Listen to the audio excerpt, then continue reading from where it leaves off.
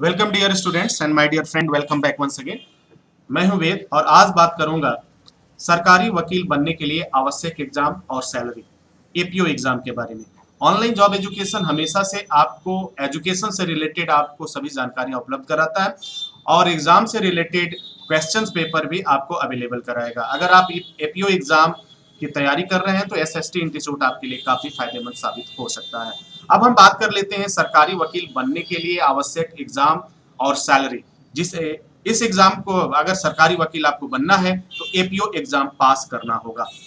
अब क्या है इसकी क्राइटेरिया, क्या है इसकी एलिजिबिलिटी, इसको समझते हैं।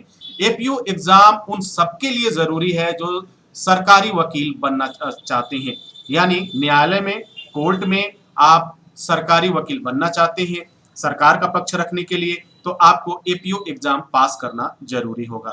अब आगे थोड़ा सा बात कर लेते हैं कि सरकारी जितने भी लोग हैं जिन्होंने एलएलबी कंप्लीट कर लिया है वह इसके लिए एलिजिबल है। और आपको अगर एपीओ में जाना है, एपीओ की जॉब करना चाहते हैं तो सरकारी वकील बनने के लिए यह परीक्षा पास करना अनिवार्य होगा। हर स्टेट में वहां की जुडिशियल जो एडमिनिस्ट्रेटिव है वह इस एग्जाम को आयोजित करती है और फिर इसके एग्जाम होते हैं। एग्जाम पास होने के बाद आप एपीओ के पोस्ट पर नियुक्त हो जाते हैं। यह एक लॉ प्रोफेशन है, यानी सरकारी वकील हमेशा से आपको जैसा मालूम होगा कि नाम से ही क्लियर हो रहा है, गवर्नमेंट का पक्ष रखने के लिए। ये अलग अलग इनके सिलेबस भी होते हैं। यूपी का सिलेबस अलग है, बिहार का सिलेबस अलग है, राजस्थान का सिलेबस अलग है। आज जो मैं सिलेबस की बात कर रहा हूं यह एक मिला जुला सिलेबस है, स्पेशली उन लोगों के लिए जो उत्तर प्रदेश में एपीओ के एग्जाम के लिए तैयारी कर रहे हैं या जाना चाहते हैं। अब उनके सिलेबस और मार्क्स के बारे में जरा एक नजर देख लेते हैं।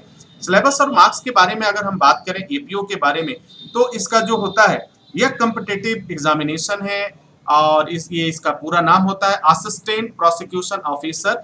अब क्या क्या एग्जाम में होगा, 3 स्टेप हैं एग्जाम के। पहला एग्जाम जो प्रारंभिक एग्जाम प्रीलिमिनरी एग्जामिनेशन होगा जिसमें ऑब्जेक्टिव टाइप क्वेश्चन पूछे जाएंगे आपसे। दूसरा होगा रिटेन मेन एग्जाम जिसमें आपसे सब्जेक्टिव टाइप क्वेश्चन पूछे जाएंगे। और तीसरा जो लास्ट फाइनल होता है इस जॉब के लिए उसमें आपका इंटरव्यू होता है। अब जरा देख लेते हैं कि ये 3 स्टेप हैं। 3 स्टेप को फॉलो करने के लिए आपको क्या कितने मार्क्स आपको होने चाहिए, कि आपके पास कितने मार्क्स के क्वेश्चन होते हैं, वो सारी बातें। सिलेबस की अगर हम बात करें तो सिलेबस जो होता है 2 घंटे का जो एग्जाम होगा आपका इस सिलेबस के आधार पर 2 घंटे का पेपर होगा। मिनिमम 150 नंबर के क्वेश्चन होते हैं, मैक्सिमम क्वेश्चन होते हैं। अब इसमें से आपको पास करना है, पासिंग मार्क्स भी देख लेंगे, आगे चलते हैं उसमें डिस्कस कर लेते हैं। प्रारंभिक एग्जाम की अगर हम बात करें जिसे पार्ट 1 हमने कहा, पहला एग्जाम जो होगा इसमें क्या क्या होगा, तो जनरल साइंस से पूछा जाएगा। ये सारी चीजें क्या होंगी, हाई स्कूल और इंटरमीडिएट स्टैंडर्ड से आपके क्वेश्चन पूछे जाते हैं। जनरल साइंस से रिलेटेड जो है क्वेश्चन जो आएंगे उसके मार्क्स जो होंगे आपके 8 नंबर के मार्क्स होंगे। करेंट इवेंट्स और नेशनल एंड इंटरनेशनल इंपॉर्टेंस के बारे में क्या होगा, 10 मार्क्स के क्वेश्चन आएंगे। और हिस्ट्री ऑफ इंडिया की बात हम करें इसमें 8 मार्क्स के क्वेश्चन आएंगे। इंडियन नेशनल मूवमेंट से 8 नंबर के क्वेश्चन आएंगे। इंडियन पॉलिटिक्स एंड इकोनॉमी से 8 नंबर के क्वेश्चन आएंगे। वर्ल्ड जियोग्राफी एंड पॉपुलेशन से 8 नंबर के क्वेश्चन आएंगे। ये सेक्शन 1 में, यानी पहला एग्जाम जो होगा। अब पार्ट 2 की बात कर लेते हैं। पार्ट 2 में जो है आपका जो टॉपिक जो है और नंबर ऑफ क्वेश्चन देख लेते हैं। इंडियन पीनल कोड से आपके 35 नंबर के क्वेश्चन पूछे जाएंगे। इंडियन एविडेंस से आपको एक्ट 25 यानी 25 क्वेश्चन पूछे जाएंगे इंडियन एविडेंस एक्ट से। क्रिमिनल प्रोसीजर कोड से आपके 25 नंबर के क्वेश्चन आएंगे और UP police act and regulation under this act 15 number के क्वेश्चन पूछे जाएंगे सेक्शन 2 में।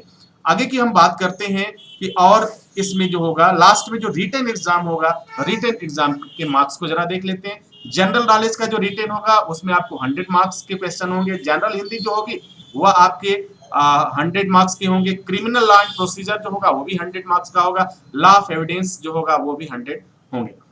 अब देखिए ये हो गया रिटन। अब हम बात कर लेते हैं कि इसमें जो इंटरव्यू होगा, ठीक है, वो कैसे होगा और जितने भी पेपर आपके होंगे, time of all question paper will be 3 hours, यानी ये 3 घंटे के पेपर आपके होंगे। अब पर्सनालिटी टेस्ट यानी जो इंटरव्यू की अगर मैं बात कर लूं तो इसमें आपके 50 नंबर के क्वेश्चंस आपके आ जाते हैं और इसमें आपका आपसे क्वेश्चन पूछा जा सकता है, आपका प्रेजेंट ऑफ माइंड चेक किया जा सकता है, आपकी capacity, personality and physical fitness को आपको देखा जाता है। इसके लिए आपको 50 नंबर्स आपको मिलते हैं।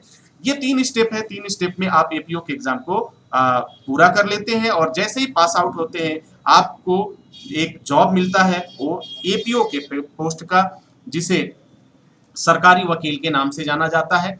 ठीक है, अब बात कर लेते हैं थोड़ा सा सैलरी की। अगर आपने एग्जाम पास कर लिया तो आपको सैलरी कितनी मिलेगी?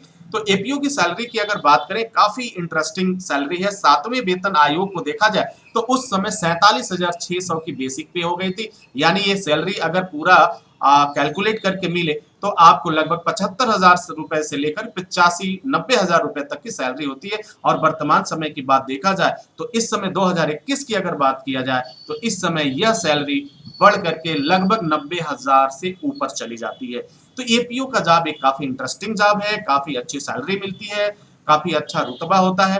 तो अगर आपने लॉ ग्रेजुएट कंप्लीट कर लिया है, लॉ की पढ़ाई कंप्लीट कर लिया है, तो आप एपीओ के एग्जाम के लिए एलिजिबल हैं, आप तैयारी कर सकते हैं। हर साल इसके लिए पोस्ट निकलते हैं, हर साल इसके लिए वैकेंसीज आती हैं और फिर आपका सिलेक्शन होता है। एपीओ एग्जाम से रिलेटेड अगर कोई भी क्वेरी हो, कोई भी इस तरह का क्वेश्चंस अगर है तो आप मुझे मेल कर सकते हैं। मैं कोशिश करूंगा कि उस पर आपको वीडियो दूं और आपके डाउट को क्लियर कर सकूं। तो dear students and my dear friends, I hope कि आपको इस एपीओ की पूरी जानकारी मिल चुकी होगी। इसी के साथ आपसे इजाजत चाहेंगे, नेक्स्ट वीडियो में पुनः हाजिर होते हैं। तब तक के लिए wish you all the best. Thank you for watching, thank you for learning.